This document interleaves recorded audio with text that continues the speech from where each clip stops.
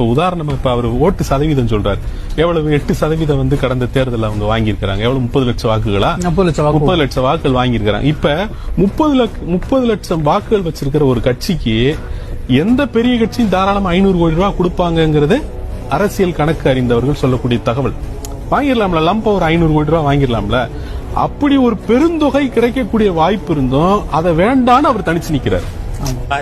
தம்பி, கோடிக்கணக்கான ரூபாயை உனக்கு தர்றேன், எத்தனை சீட்டு கேட்கறிய தர்றேன்னு சொன்ன இடத்துல வேணாம நீ எந்திரிச்சு வந்த ஒரு ஆண் மகன், பிரபாகர மகன் நான் தாண்டா இருக்கேன்.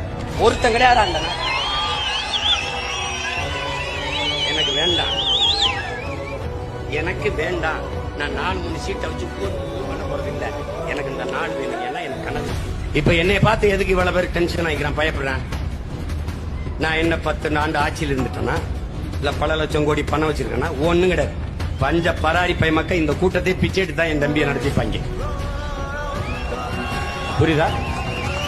இந்த மண்டையை போட்டிருக்கான் பாரு படத்தை, இவன் ஆளுக்கு 100 ரூபா போட்டிருப்பான். இதான் என்னுடைய நிலைமை. ஆனா என்னை பார்த்து ஏன் பயப்படணும்? இந்தியன் என்று சொல்லி அமர்த்திட்டு இருந்தான், திராவிடன் என்று சொல்லி அமர்த்திட்டு இருந்தான். இல்லை, நாங்கள் தமிழர்கள் தான் பயந்துட்டான்.